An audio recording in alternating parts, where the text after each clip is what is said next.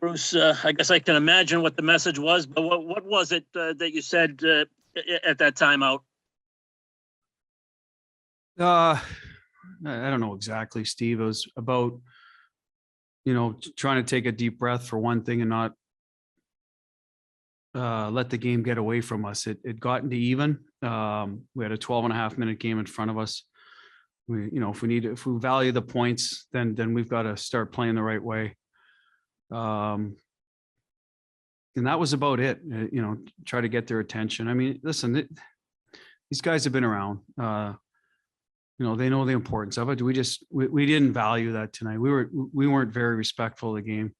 A number of instances with the puck, for whatever reason. Could be you get off the road, first game back. Maybe you're looking forward to the break. I don't know. I know with some of our veteran guys that are typically don't fall into that category. So at the end of the day, they got it back, got a big goal for us in the power play, and we held on and got some saves and got the win. Thank you. Kevin Dupont. A couple of things. First, Bruce, on Hall, I asked you this morning about his net front play, and I thought tonight were good examples of I guess options that he can use there. Yeah, the drop off was there. They were playing really high on Marshy there for a kill, the D on Hall's side, so he can drop off, have a little more room to attack or make a play to the slot or the seam. He chose the seam to pass. A good play, tape to tape. We got a break on it, but we put the puck hard to the net. On Pasta's other goal, he was going towards the net on a puck recovery, the back post, maybe distracts the goal. He's a little closer to the net. So a couple different things. I thought he had a rebound chance early on maybe the first power play too from the front of the net. So, three different kind of places. But at the end of the day, around the net, we had some different options. And the other one on Lausanne, you see guys, I mean, part of the job is watching guys come and go.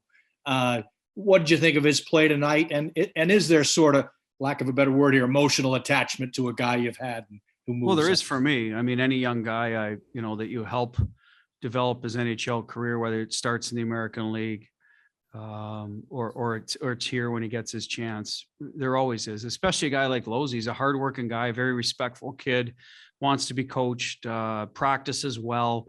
Understands what he has to get better at, all those things. So for the growth for him is great to see. He's no longer a Bruin, but he was a Bruin. So to me, he'll always be part of a Bruin. I'm certainly not rooting for him tonight, but tomorrow I will be when they're playing New York and the next day, because he's a great kid. So as for his game, it's as advertised. He's going to play hard. Got in a scrap there, sticking up for his teammate in the middle of stuff.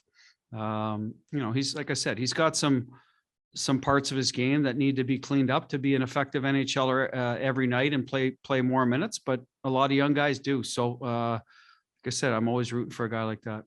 Thank you. Jimmy Murphy. Coach, I mean, I'm sure 2 days, if I ask you this question, it might be a different answer, but right now you just finished a game, you're going off to the break. What in your mind is one thing maybe that stands out you want to correct for the team? And then what's something you're happy with? Well, the inconsistencies tonight is a good example. Like, this is a game that, okay, first period, we had some good looks. He made some good saves around the front of the net, but we gave up, we're a little loose, gave up some odd man rushes by not managing the puck. And then we get the lead in the second period, a little bit of physicality in the game. Our guy goes down, we respond. And then, we take our foot off the gas and play loose again. So it's about that, recognizing where you are in the game. No team's going to be perfect, Jimmy, for 60 minutes. You're going to have situations where playmakers are going to make plays that don't work out. But, that's an area we have to fix with certain guys, when time and score, when to manage it, when to keep the momentum and play winning hockey. What I liked about is, we were resilient. We stuck with it. We got down, we bounced back.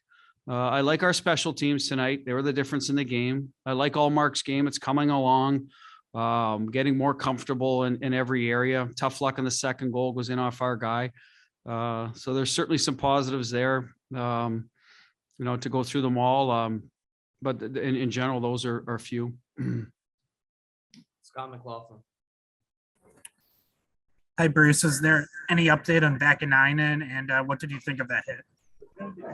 Well, he got hit from behind in the numbers. His head went into the glass and the concussion spotter took him off and he never returned. So I didn't like the hit at all. I thought for them not to make a call on it was unbelievable to me, considering the standard they set for if you watch the penalty on like what Marshy's hit on a guy when he's touching, like, I don't understand, the standard tonight for that not to be a call immediately.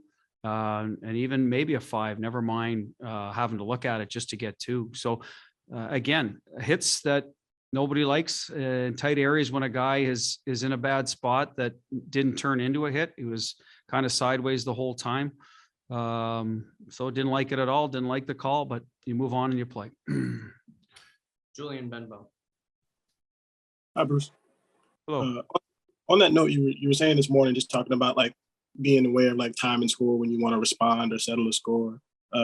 After the hit on back of 9, and how did you feel about that situation in the response? Well, the response was good. I mean, you never know what's gonna escalate, but you want to be physical against their good players. And if you have an opportunity to send a message back to the guy in the right manner, you do. I think there was anything dirty about it at all. It was a face-off that turned into a scrum that at the end of the day, 2 guys went at it and they got separated. So, you're trying to do the right thing, stay in the moment and not let the game get away from you. Take care of business without, like I said, completely losing your composure or discipline. That's one way to do it. And I thought we handled it well and got to work after that. Matt Latour. Building on that is when you have a guy like Fogarty who hasn't been here all that much, when he's the first guy ready to kind of jump in for you, is that send a good message for the team? Yeah, and for him, he's here trying to make the team play more minutes. You got to contribute how you can. And that was an opportunity to try to go out and have a physical shift. They did it later at a good forecheck shift that drew the penalty for the winning goal. It was him and Bleed and Steen, 3 young guys that were able to go play north-south hockey and be physical and win some pucks and win some races, put a little stress on their D, force them into a penalty. So good for them for contributing in that way. Jason Scales. Yeah, Bruce, you guys had a lot of stops and starts throughout the season. Does the All-Star break come at a good time, a bad time? How do you view it? I think it's a good time. We have an intense schedule. Once we restarted, we'll have an intense one once we restart after this break too, with the rescheduled postponed games. So yes, it's a good time. If it had been 2 weeks from now, it'd be a good time because, like I said, it's very intense. Every second night, so to speak. Now we're mixing in some travel. We didn't have a lot of travel there for the homestand. We'll get on the road a little more in February and early March. So, and sometimes that's not a bad thing to get your game in order and your team together. But yeah, I'm sure some guys will appreciate the timing of it and use it to their advantage. Last one, Chris Ryan. Hey, Butchie, you mentioned some of the inconsistency with the group being kind of vexing to you.